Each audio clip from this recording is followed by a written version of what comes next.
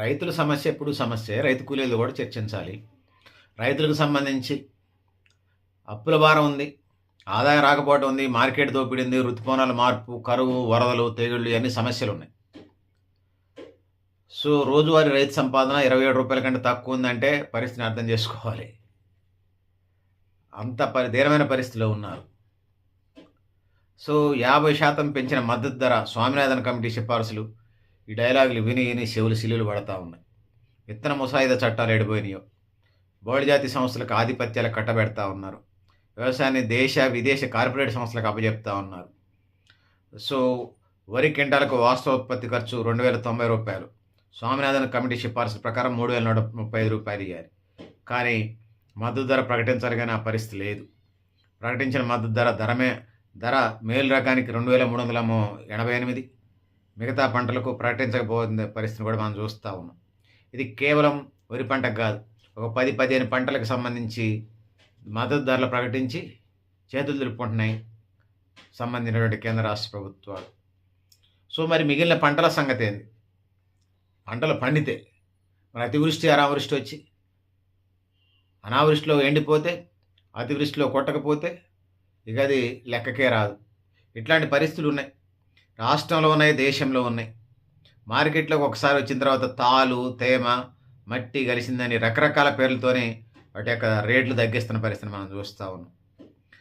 వ్యాపారులకు సంబంధించి లేదా 2 కేజీలు తీసుకుంటా ఉన్నారు, 1450కే బస్తా అమ్ముతా ఉన్నటువంటి పరిస్థితి.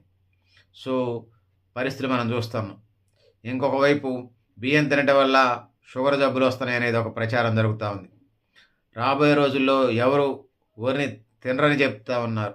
రైతులు క్రిమిసంహారక మందులు ఎక్కువ వాడుతున్నారని, వాటిని కొనుగోలుకి ఎవరు కొనడానికి రావట్లేదు. 55 లక్షల టన్నులు కొనుగోలు చేశామని గొప్పలు చెప్పుకుంటున్నటువంటి పాలక ప్రభుత్వాలు. సో, నిజంగా డొల్లాతనం కనిపిస్తూ ఉంది. బియ్యం తినకుండా ఏం తినాలో అనేది అంటే చిరుధాన్యాలని ఇంకొక వైపు నుంచి వినపడతా ఉంది. సో, మరి అమెరికా తదితర దేశాల్లో కూడా బియ్యం దిగుమతి ఎలా జరుగుతున్నది? సో, షుగర్ జబ్బుకు సంబంధించి అంతకుముందు వరి పంట 7 నెలలకు పండేది, ఇలా 70 రోజులకి తీసుకొచ్చారు. ఈ హైబ్రిడ్ వరి వంగళాల వల్ల షుగరు, బీపీ, థైరాయిడ్ సమస్యలే కాకుండా ఇతర ఆర్గానిక్ సమస్యలే కాకుండా చివరికి క్యాన్సర్ దాకా పోయిన పరిస్థితిని మనం చూస్తూ ఉన్నాం. సో, అందుకోసం బహుళజాతి సంస్థలు, విత్తన కంపెనీలు దోపిడీలు ప్రయోజనంగా కనపడతా ఉంది.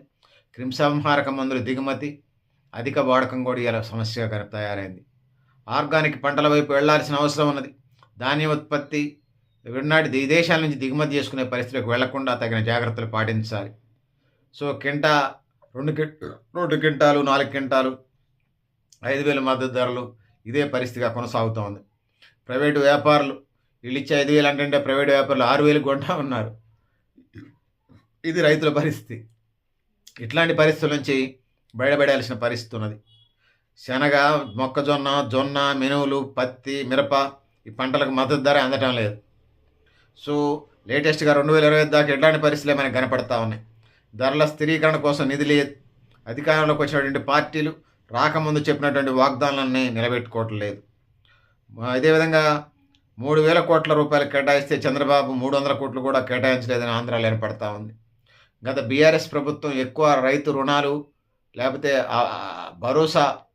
రైతు భరోసాలు ఇస్తే వీళ్ళు అంత ఇవ్వలేదని కాంగ్రెస్ ఇక్కడ వినపడతా ఉంది. తెలంగాణ, ఆంధ్రాల పరిస్థితి. ఇక దేశవ్యాప్తంగా కొన్ని రాష్ట్రాల పరిస్థితి అయితే దయనీయంగా ఉన్నది. చాలా దయనీయమైనటువంటి పరిస్థితిలో ఉన్నది. ఇక రైతుల సంగతి ఎట్లున్నదంటే, రైతు కూలీలు, వ్యవసాయ కార్మికుల యొక్క పరిస్థితి ఎట్లున్నదో అర్థం చేసుకోవాలి. ఇక అసంఘటిత రంగంలో ఉన్నటువంటి ప్రజలకు సంబంధించి వాళ్ళు అసలు జంతువుల కంటే తక్కువ స్థాయిగా ఆదాయ మార్గాలు తక్కువ ఉండటం వల్ల చూడబడతా ఉన్నారు. వీళ్ళకి ఆదాయ మార్గాలు పెంచి ముందుకు పోవాల్సిన అవసరం ఉందని తెలియజేసుకుంటూ, సో పెద్దలరా, మిత్రులరా, మీరు కూడా మీ అభిప్రాయాలు కామెంట్ బాక్స్లో రాయని తెలియజేస్తూ, నేను గరిడేపల్లి సత్యనారాయణ, న్యూ లక్ష్య ఆర్గనైజేషన్. థ్యాంక్ యూ ఉండాలి పెద్దలరా, మిత్రులరా.